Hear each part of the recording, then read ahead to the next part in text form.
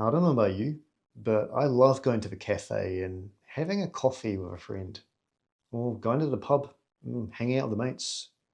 There, you can take the mask off and just let it all hang out. But these sort of experiences, they're not optimized for harvesting, so they're being taken away from us.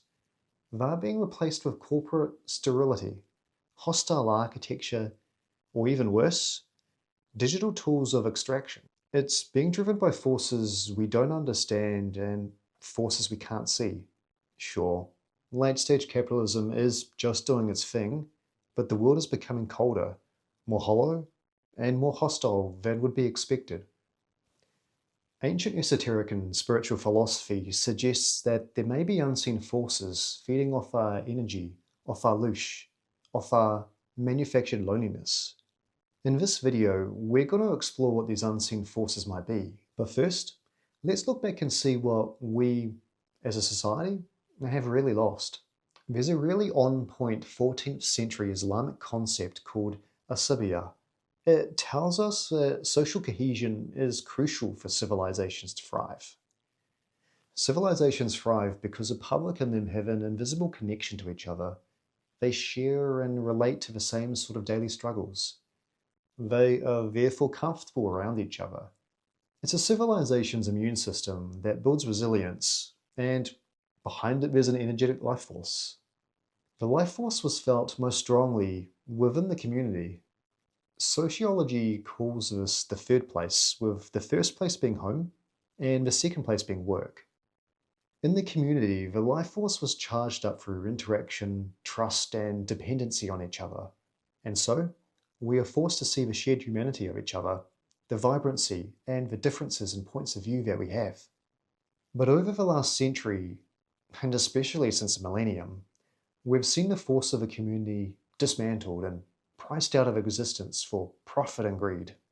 In the UK, there are over 100,000 pubs over a century ago. Now, it's less than half. The move to buying things online has led to the retail apocalypse. Main Street is deserted these days with empty shopfronts. Libraries, parks, youth centres, places that are free to visit are quietly being defunded and disappearing from our communities. Even the places we frequent are increasingly getting more expensive or more hostile. We're being treated as an infestation. Less shade in parks, spikes to prevent homeless sleeping on benches, mosquito sound devices to disperse the youth who can hear these high-pitched noises, in favour of older shoppers at malls who can't. Cashless-only businesses, self-serve kiosks requiring no human interaction. The GFC and COVID-19 accelerated these issues. They made us think that after-work drinks in the form of bubbles and bubbles was normal, and that we were adapting to a new normal. Well, it's not normal. The third place, the community, is being replaced by a digital arena with social media feeds that have infinite scrolls. We traded the literal life force of our community for an artificial parasite. Instead of absorbing the natural rays of the sun, we're sucked in by the artificial light of the void. It feels good when we get those dopamine bursts.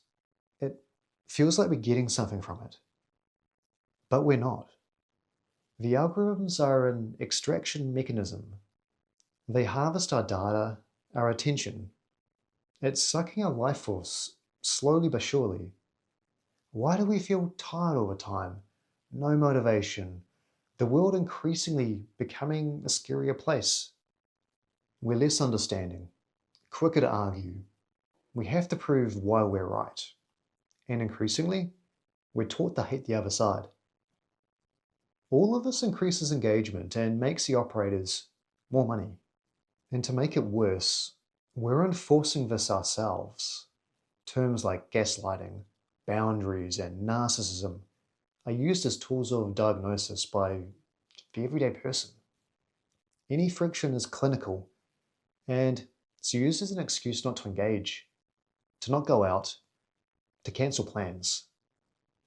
A lot of friction out of the community builds a civilization's immune system. Our immune system is becoming vulnerable to a viral attack. Whoever or whatever built the digital universe is a master of human psychology.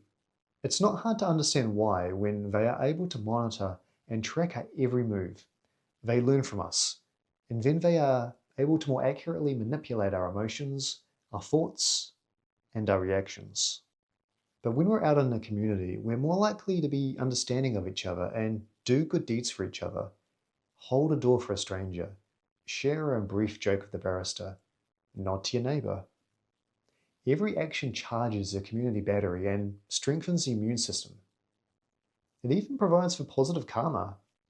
Karma is the spiritual equivalent of the physics principle that every action has an equal and opposite reaction. But online, it's the exact opposite. You're rewarded for tearing down your fellow man, proving why you are morally superior and right. Here on YouTube, the algorithm rewards negative content more than positive content.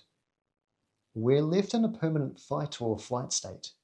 We're more compliant, and at the same time, we're more spiritually and socially depleted. To anyone who's really observing this, it's clear that something is benefiting from this. But the question is what? Well, it's time to move into the esoteric territory, as this is where it gets really interesting. There is a principle in Hermeticism that we see in nature called as above, so below. It's the idea that what we are seeing in our observable world, like the extraction of money or of attention or even of potential, is just a reflection of a higher metaphysical reality.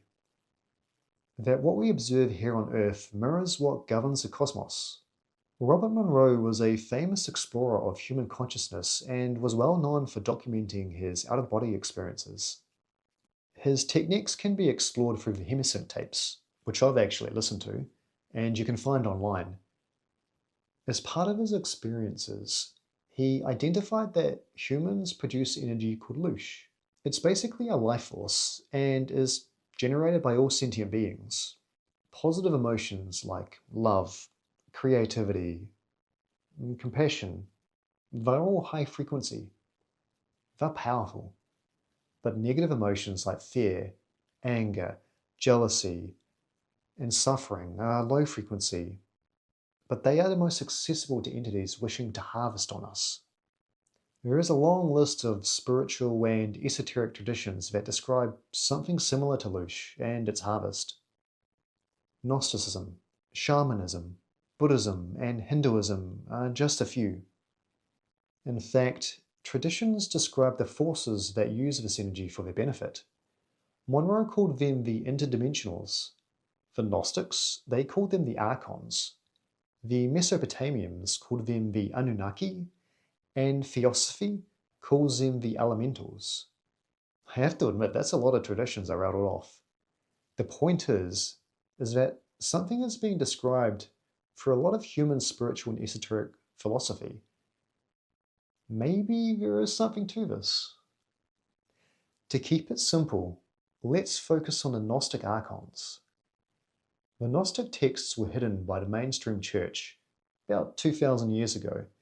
They were found in Egypt in 1945. The texts describe eons who were products of the infinite source called Monad. One of them, Sophia, created a demiurge. She was trying to understand the infinite monad by recreating it. But the demiurge was an abomination, and in its ignorance considered itself a true god, and created 7 archons to rule our realm, the Kenoma. The demiurge created our reality, including our bodies, but we, divine sparks of the eternal, are trapped in it. Unlike us, the demiurge and archons do not have this link to the infinite source. Humanity does, and so they harvest our life force to sustain themselves. The demiurge considers us his property, and effectively they manage us as like cattle. Now, if we look back to our modern world, we can start to see how this idea and the real world seem to marry up. Asibia, genuine joy, physical connection, and community resilience makes humanity grounded, powerful, and incredibly difficult to harvest. A community with a strong social fabric is practically immune to manipulation. When people are united in physical reality, they do not produce chaotic and fearful energy that's required to feed the system. So to get the necessary energy, you need to destroy the physical community. You dismantle the third places. You isolate the individual in a sterile room. You bathe them in blue light, the blue light of a screen. And you force them into digital cages. They're customized for each person, designed to keep them trapped. And finally, you make them fight over digital ghosts. The tech giants didn't invent the system, but they did digitize it. The algorithm is a digital god. The archons manifested in code. Silicon Valley has simply built the most efficient Loosh harvesting engine in human history, wrapping an ancient esoteric trap in pretty user interfaces and terms of service agreements. Now, I'm not saying that there are literal beings above called archons harvesting our Loosh, but isn't it interesting that so many traditions describe the very issue we are currently faced with? Were they describing them literally? Were they describing the human condition as they see it? Or were they finding metaphysical or spiritual answers for unseen forces? It certainly looks like something that we cannot explain is going on, especially when you consider the principle as above, so below. Either way, the digital replacement for these community places looks like an archonic trap, a system designed to extract money, attention, potential, and energy away from us. It is slowly destroying the physical community and replacing it with a digital cell, an optical illusion with all the bells and whistles, but we don't realize we're in one until we're spiraling down it and it's too late. The plan of escape is pretty simple. We get off our devices and get back out into the community.